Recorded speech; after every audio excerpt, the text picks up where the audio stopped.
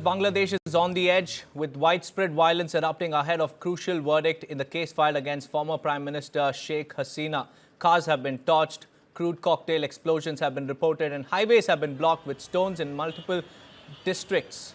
Firecracker explosions have also been heard in parts of the capital, adding to the unease in Bangladesh. And the situation is escalating as the government had to rush border guard Bangladesh along with the army and police to contain the unrest. Security has been tightened across the country as the International Crimes Tribunal prepares to deliver its verdict.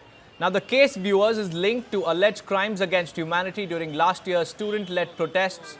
Sheikh Hasina has denied all these allegations, but the atmosphere in Dhaka remains tense. The Awami League has called a two-day nationwide shutdown, cutting traffic and also slowing businesses.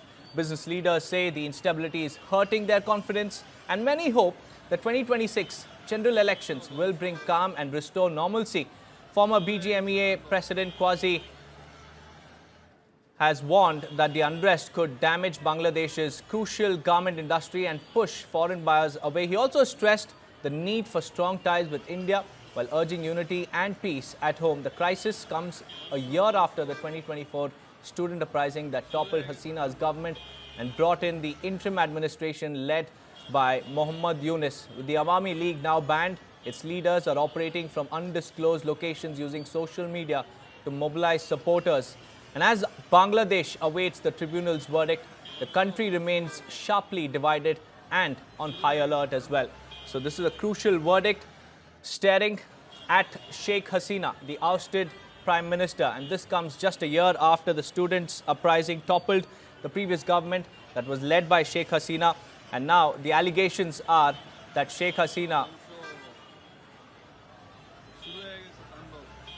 In fact, we also have Suhas Chakma, Director of Rights and Risks Analysis Group, joining us live on this broadcast. A very good morning to you, sir. How do you look at this verdict and what are the possible outcomes? It's a political trial at the end of the day because the things have overturned in Bangladesh. So you have, Tajul Islam, who was earlier the, defense lawyer for the Jamaat-e-Islami, who were prosecuted for the war crimes in 1971. He is now the chief prosecutor of the, government of Bangladesh, interim government of Bangladesh. So I think the outcome is very clear. They are going to convict Hasina in absentia. The key issue is whether they will give, harshest punishment like death penalty and close the doors for any kind of national reconciliation, healing, etc., or actually push the country towards sort of civil war once you have banned the Awami League and award sentences which cannot be reversed.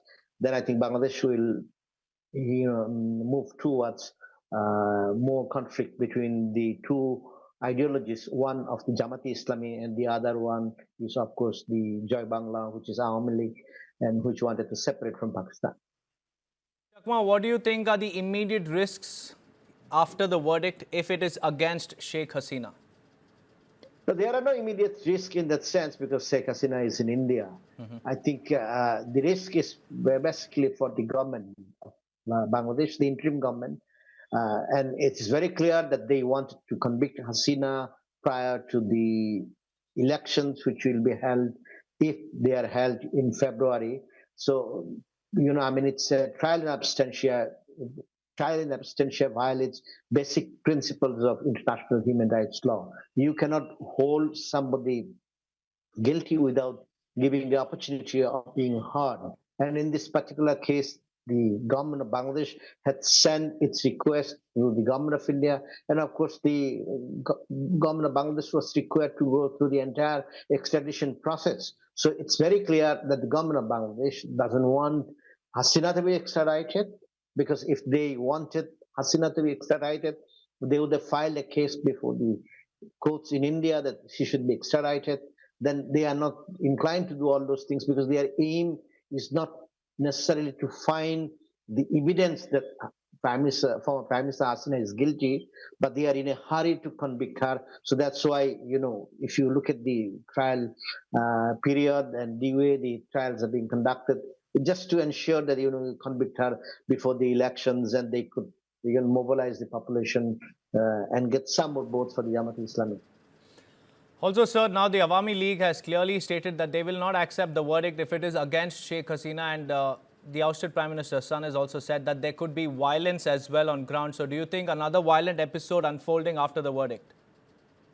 Not necessarily immediately after the verdict, but as I said, Bangladesh, at the end of the day, if there is no reconciliation process, has to have another civil war, and so violence did not immediately be on the streets in Bangladesh, but it's very clear that Bangladesh is going to face more violence. And if you look at the previous one called by the Awami League on 13th of this month, it was absolutely successful. The life came to a standstill in Dhaka. So if a call made in the Facebook, in social media, is so effective that nobody actually dares to go out of their home in Dhaka, then it basically shows that the Awami League still has strong support base and very strong presence in the country. So I will not rule out the violence immediately, but it will be a process leading up to the elections.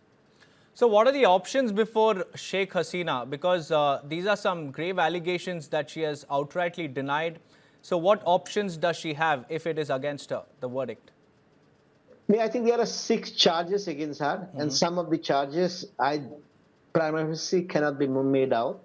It's like the Prime Minister of Bangladesh, former Prime Minister of Bangladesh, Sheikh Hasina, allowing, I think it's about 6 students to be shot dead.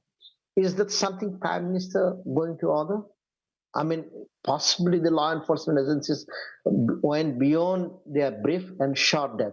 Is the Prime Minister, responsible, can be held liable for specific orders? So I think a lot of it is not the judgment. I think the government of Bangladesh should make the evidence which they have the public. And I think for Hasina, as far as the options are concerned, because it's not a legal fight, so I don't think you can fight out legally. It's a political fight, and in this political fight, as I have been saying, this is a fight between the Islamists who did not want to separate from Pakistan in 1971. That's the Jamaat-e-Islami.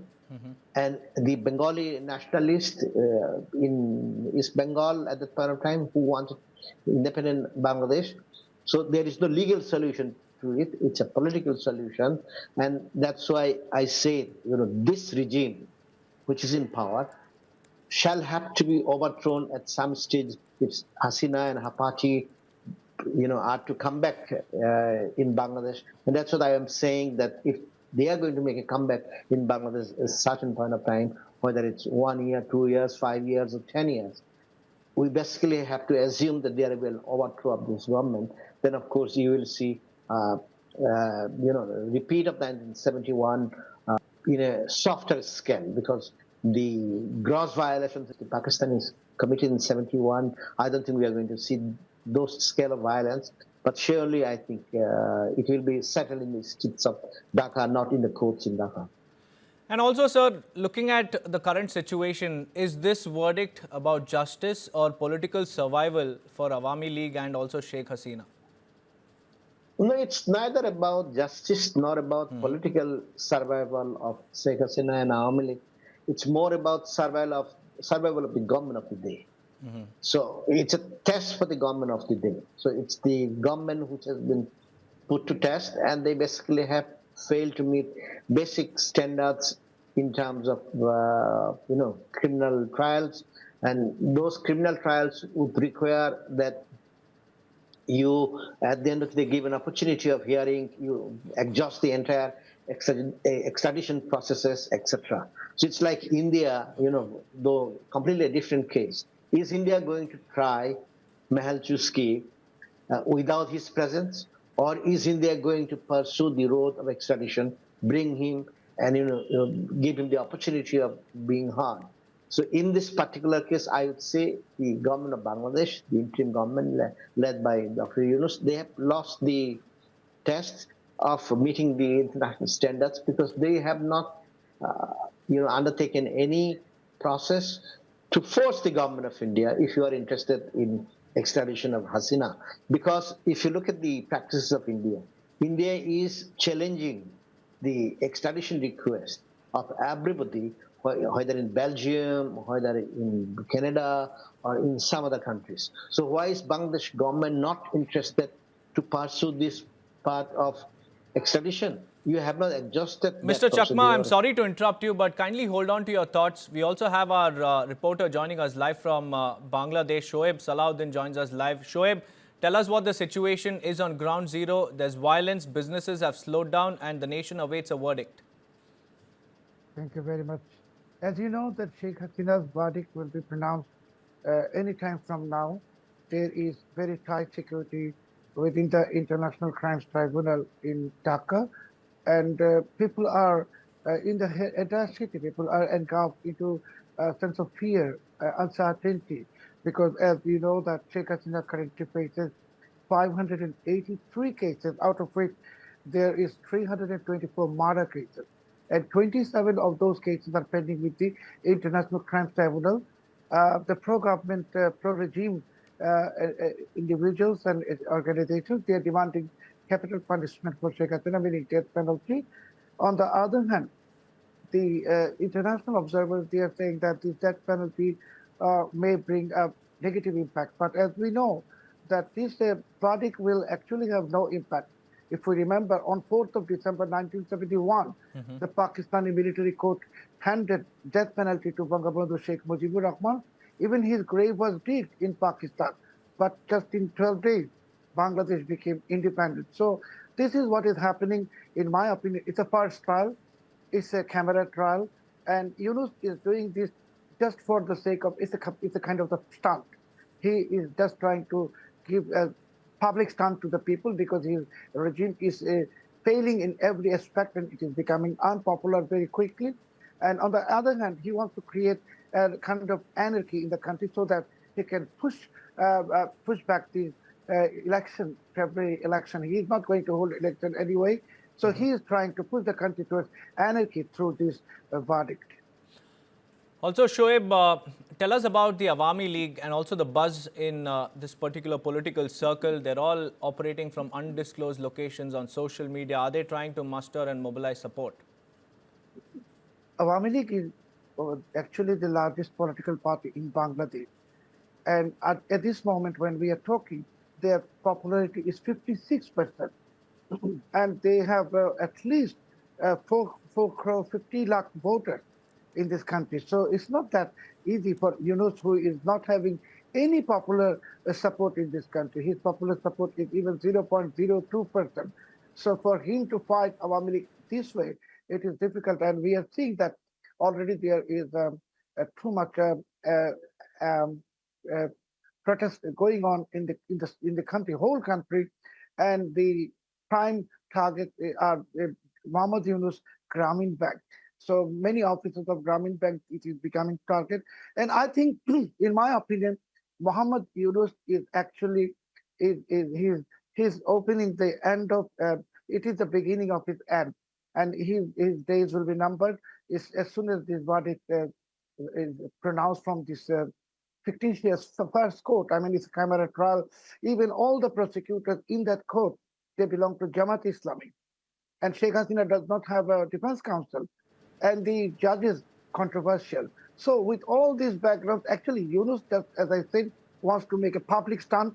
And also he wants to hypothetically punish Sheikh Hasina because Yunus was convicted in genuine corruption cases during the rule of Sheikh Hasina. Yunus just wants to punish Sheikh Hasina psychologically. And he's thinking that through this he may create an international opinion against Sheikh Hasina, but I think it's going to backfire. Well, Mr. Chakma, you just heard Mr. Shoaib Salahuddin there. What are your thoughts on that particular sentence that this is the beginning of the end? What are your thoughts, sir? So there's a disagreement about it. And at the end of the day, you know, what is Dr. Yunus? Dr. Yunus is a shoot core. He is the original leader of the EMI agents. You have seen in India how the EMI agents operate. Just because he has got or he has given Nobel Prize doesn't make him a noble person. He is basically a loan shark. So his worldview remains of that. And I strongly believe, as I said in the beginning, that this regime shall be overthrown, and they have shot themselves in the foot by banning the Awami League. And of course, this is just a continuation of that process. You cannot keep the largest political party banned and have an election, then you call it free and fair. I don't think anybody except the diehard supporter from the West who have played a critical role in the overthrow of the government. I don't think anybody else will accept. It's as I said in the beginning. It's a question of only I mean in trial in absentia. It's a question of not giving an opportunity of being heard. That's the basic principle of any criminal justice system, any legal system. You give the person an opportunity of hearing. The judiciary has to ensure that the person is given that opportunity. So if the person is absconding, what do? You pursue the entire process of extradition. You come to the Supreme Court of India and explain your case. Then the Supreme Court of India will decide whether she can be extradited or not. So without ensuring the extradition process, you are giving a judgment without hearing her and without the defense lawyer, without anything. So this is a sham process. And, I think Yunus knows it. He is looking for an exit road. And unfortunately, he is not somebody who is going to have an exit road. That's absolutely not possible. Right, gentlemen, kindly stay on with us. Let me also bring in Prashanta Kumar Shil, Bangladesh political analyst, who's also joining us live. A very good morning to you, sir. How do you look at the situation in Bangladesh? There's violence on the streets, and now the Awami League, on the other hand, is waiting with bated breath for that particular verdict. And if Sheikh Hasina is convicted, does this set a new precedent of, filing cases against all former leaders as well? Yes, it's a very interesting and very much sophisticated issue in Bangladesh, especially the supporter of Awami League, who is supporting Awami League. You know that there is a very good percentage vote bank in Awami League. People say it's approximately 35% off.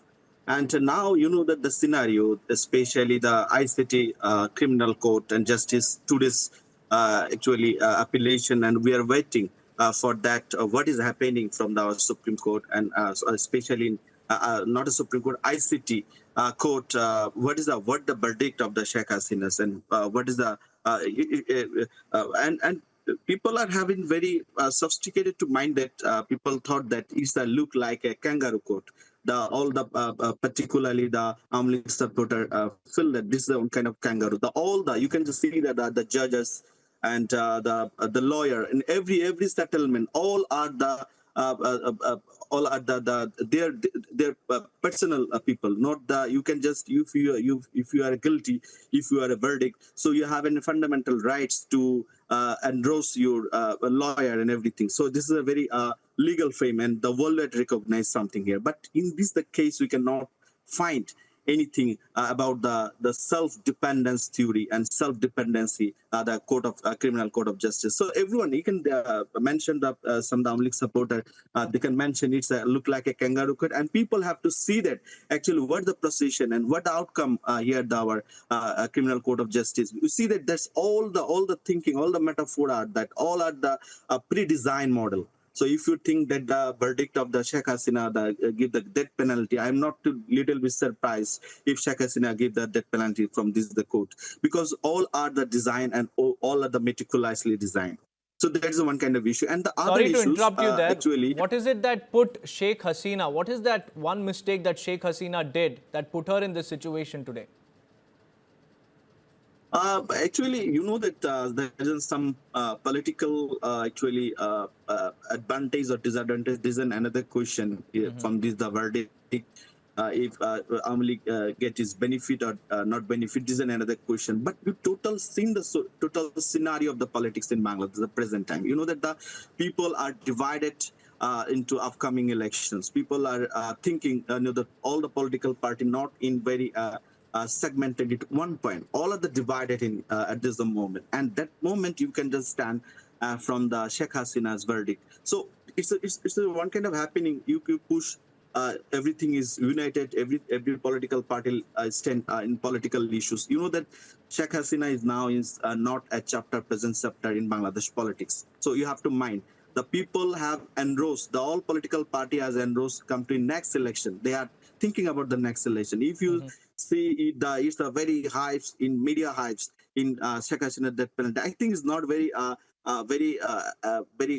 impressive and very much very crucial for the people. But media and some the termination and that the court thinking is very good hype, but not at all that the people are thinking about the next election because of the who are the after 5th August who are came in front of politics. They have to totally engaged in the next election, not Sheikh Hasina's issue. They know that Sheikh Hasina is now in India. There is some argument happening, some bombing, there is some supporter can do anything, but the people have to, especially the anti-Awami League have to, they are busy with their elections and they're the seat divided rules. This is their policy. And if you can mention me what if the Sheikh Hasina's death penalty, what's the impact of the people? I think Awami League supporter haven't be more benefited from the verdict if Sheikh Hasina get in death penalty, because they haven't know this module is one kind of pre-designed. This module is one kind of predetermined. So they have a very political advantage from that kind of court and that kind of verdict. From this is a very advantage. If you think that this is not an advantage, it's very much uncrucial. It's not like that. They have a good advantage from the Awami League vote bank, especially. This is my observation, particular observation. Now, Mr. Chakma, who benefited the most, when Sheikh Hasina's government toppled? It was Mohammad Yunus, right? And now, who fears the most? Who fears her return the most as well? Yeah, I think who benefited most is, something which has to be seen in context. And it cannot be immediate gain, but I would say the loser are the Bangladeshis. I think Mohammad Yunus had an opportunity to, build a system where democracy can be strengthened. At the end of the day, the protest was, for outside of Hasina was for democracy. So if it was for democracy, then you should have facilitated that process. But instead of facilitating the process as a Nobel laureate, and the only reason why he has been put in that post is because, not only because he was an American, or he's an American chamcha, but apart from that, people had faith that this Nobel laureate will do something noble for the country.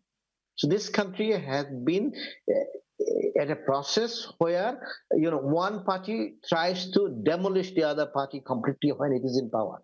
So that has been the history from 1991 when democracy came to power, and prior to that you had military rule. So I think there was an excellent opportunity for Dr. Yunus, to create a system where you could give, level playing field to everybody.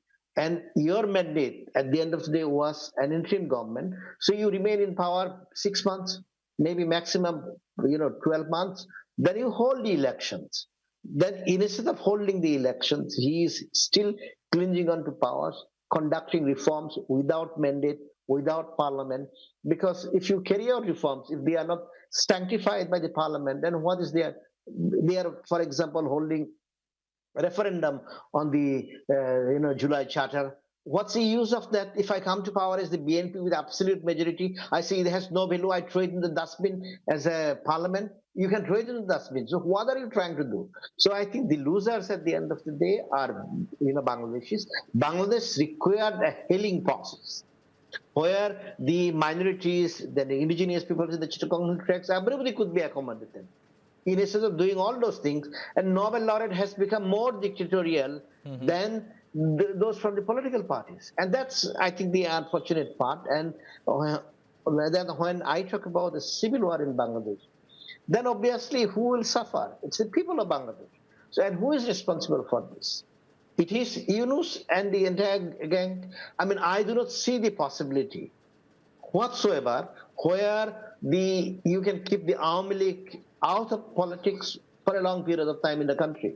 So they come back, and if they resort to the same tactics, where would these people flee?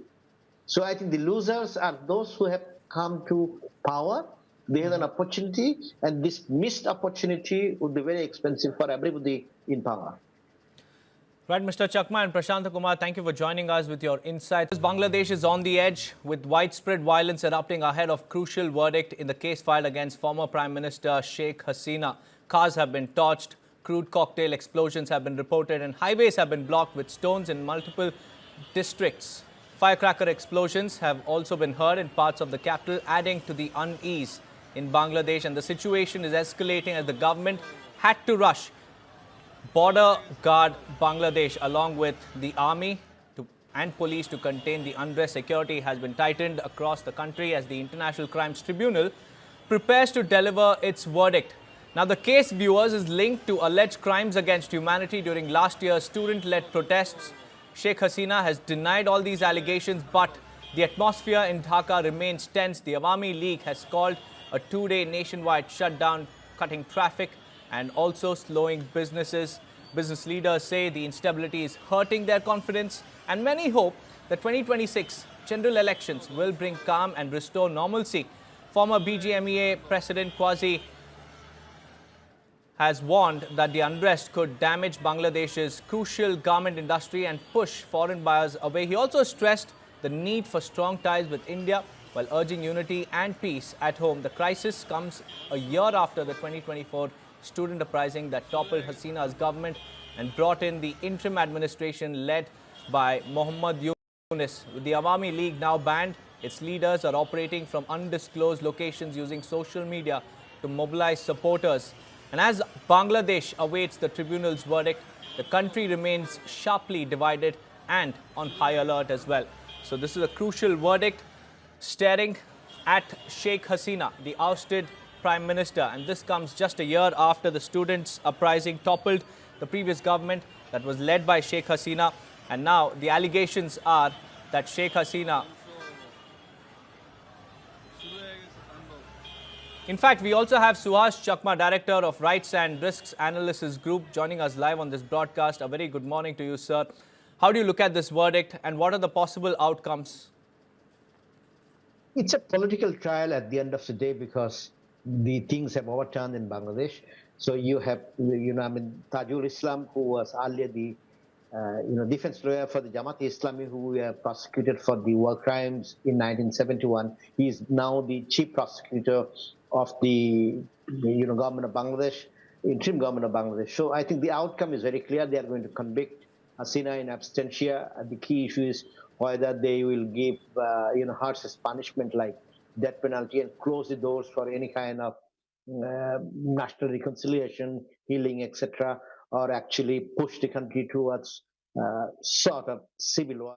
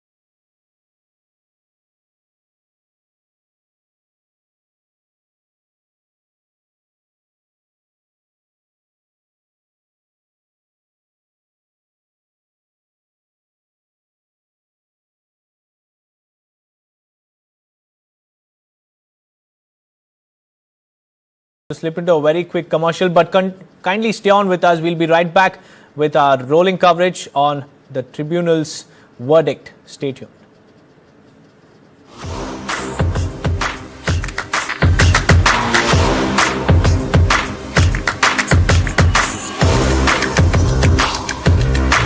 This is India's #1 news network, and you're watching News 9, English news as it should be.